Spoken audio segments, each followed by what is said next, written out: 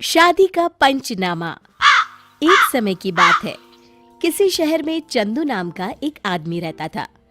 वो अपनी पत्नी और बेटे से बड़ा नाखुश था और हर वक्त अपनी जिंदगी को कोसते रहता था। हे भगवान, ये तूने कौन सी औरत से मेरी शादी करवा दी है?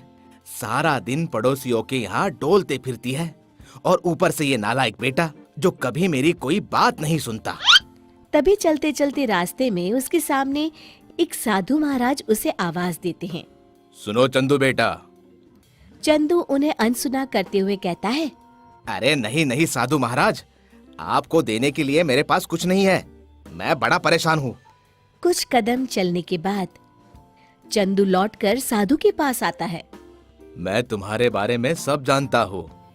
अब कहो तुम्हारी परेशानी क्या है? क्या बताऊँ? मैं अपनी जिंदगी से तंग आ गया हूँ। इससे बेहतर तो मेरी शादी के पहले वाली जिंदगी थी। मजे से अपने ऑफिस में काम करता, बड़ा सुखी था मैं। ठीक है, अगर तुम चाहो तो मैं तुम्हें वापस उसी जिंदगी में भेज सकता हूँ। क्या ऐसा हो सकता है? आप सच कह रहे हैं? बोलिए ना। हाँ, ये सच है, लेकिन अपनी पुरानी जिंदगी में लौटने के बाद तुम कभी वापस नहीं आ पाओगे। अरे वापस कौन आना चाहता है? आप तो बस बिना देर किए मुझे मेरी पुरानी जिंदगी में भेज दीजिए। साधु महाराज चंदू को अपनी आंखें बंद करने के लिए कहते हैं और फिर थोड़ी देर के बाद जब चंदू अपनी आंखें खोलता है तो वो अपने पुराने ऑफिस में पहुंच जाता है। सुनो चंदू, शाम तक ये सारा काम खत्म हो जाना चाहिए। चंदू अपने बॉस और सहकर्मियों को देखकर बड़ा खुश होता है। वाह, ये हुई ना बात। अब मैं अपनी मर्जी का मालिक हूँ। इस तरह खुशी खुशी वो अपनी जिंदगी जीने लगता है। लेकिन कुछ दिन बीत जाने के बाद चंदू को अकेले घर के छोटे छोटे काम करने में बड़ी परेशानी होने लगती है। अरे ये क्या?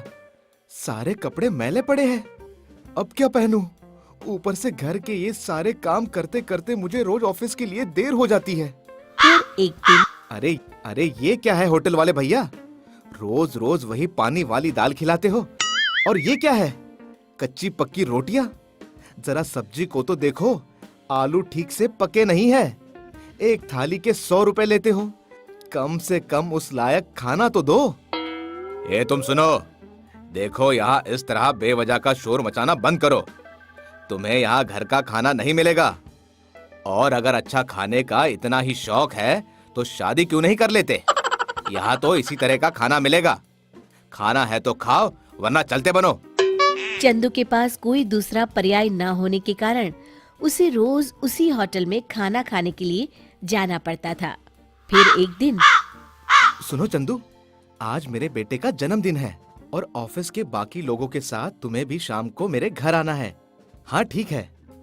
शाम को चंदू नवीन के घर पहुंचता है और उसके बेटे को तोहफा देता है। शुक्रिया अंकल। चंदू के ऑफिस के सभी लोग वहां अपनी पत्नी और बच्चों के साथ आए होते हैं। सभी अपने परिवार के साथ बहुत खुश थे। और भाई चंदू, शादी कब कर रहे हो? अब तो तुम 40 के ऊपर हो गए हो। अरे कब तक यूं बंजारों वाली जिंदगी जियोगे? ना खाने का ठिकाना, ना रहने का तौर तरीका। तुम चाहे लाखों रुपए कमा लो, लेकिन बीवी बच्चों के बिना सब बेकार है। अरे किसे समझा रहे हो? इसे क्या पता कि परिवार का सुख क्या होता है। पत्नी तो घर की लक्ष्मी होती है और बच्चे घर की रौनक होते हैं। इस तरह चंदू के सहकर्मी उसे ताना मार के चले जाते हैं। थोड़ी देर के बाद सभी लोग अपने परिवार के साथ खुशी खुशी खाना खा रहे होते हैं। उन्हें देख चंदू को अपनी पत्नी और बेटे की याद आने लगती है और वो दुखी होकर वहाँ से चला जाता है। कुछ दिनों के बाद, देखो चंदू, इस महीने तुम्हारी वजह से मुझे बहुत नुकसान उठाना पड़ा है। ना तो तुम कभी वक्त पे ऑफिस आते हो और ना ही ठीक तरह से अपना काम करते हो। इसीलिए मैंने तुम्हारी जगह किसी और को रख लिया है। कल से तुम्हें काम पर आने की कोई जरूरत नहीं। अरे ये मेरे साथ क्या हो गया? मेरी नौकरी चली गई, मेरी पत्नी और बेटा भी मुझसे दूर हो गए। अरे मैं तो बर्बाद हो गया, मेरी जिंदगी तबाह हो गई। मैं तो कहीं का नहीं रहा। अरे साधु महाराज, कहाँ हो आप? तभी चंदू की पत्नी उसके ऊपर एक बाल्टी पानी डालती है। अरे कौन बर्बाद हो गया? जब देखो तब उल्टे सीधे सपने देखते रहते हो। जल्दी उठो, काम पे जाने का समय हो गया है। ये सब सपना था, ये जानकर चंदू खुशी के मारे नाचने लगता है। हे, मैं तो बच गया। अरे ये तो सपना था।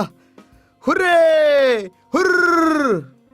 हाँ भाई, हाँ जी, सपना ही देख रहे थे, अब जल्दी कीजिए ना।